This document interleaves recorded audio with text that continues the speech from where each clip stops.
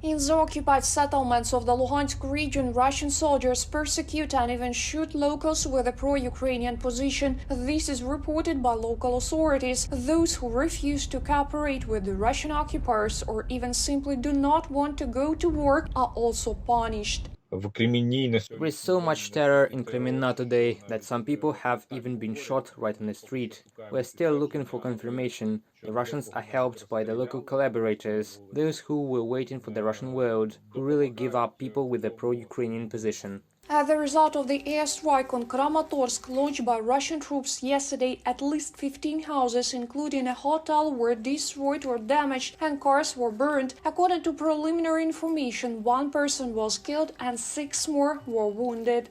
This is a deliberate attack on civilians. The Russian occupiers remain true to themselves and continue to fight unarmed people. This will continue until we push them out. Everyone, please evacuate. Evacuation is temporary, but you need to save your lives right now. Pavlo Kyrylenko, head of the Donetsk Regional Military Administration. There are victims as a result of shelling by the Russian occupiers in Sloviansk as well. They have been hitting the city every day for almost a week, and each time their targets are residential areas and civilian infrastructure. First, there was one explosion, everything started cracking and fragments were flying everywhere. Then there was a second explosion. I first hid behind the refrigerator, then in the bathroom. I waited, something else was exploding outside, but I didn't go out. At least 3 people were killed and 5 more were wounded as a result of shelling by Russian occupiers in Kharkiv. The enemy fired Uragan multiple launch rocket systems. Using high explosive shells, private houses, apartment buildings and garages were damaged or destroyed completely. 2 missiles hit near the boarding school for visually impaired children. Several cars were burned.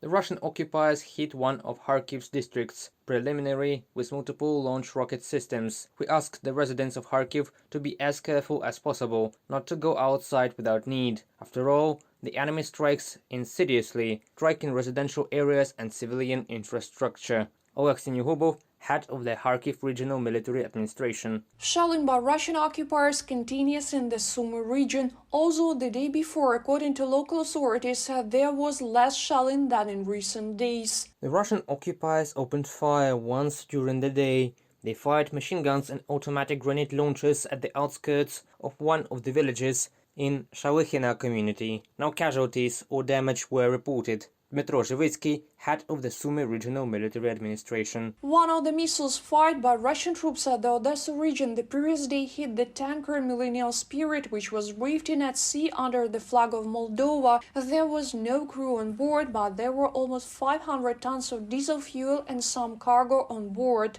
9 HIMARS missile systems and similar systems which Ukraine received from the United States and allies are already actively operating on the front line. Secretary of the National Security and Defense Council Oleksiy Danilov said that Ukraine needs dozens more units of such equipment. Meanwhile, the Ukrainian armed forces repelled another enemy air attack in the Kherson region.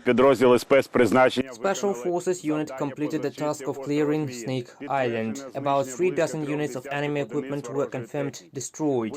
Abandoned ammunition and total ruins were discovered as the usual trace of the Russian world. As a symbol of victory and revival of these ruins, Ukrainian servicemen raised the Ukrainian flag. Reported by Ksenia Buhay, Mariana Krechet, UATV News.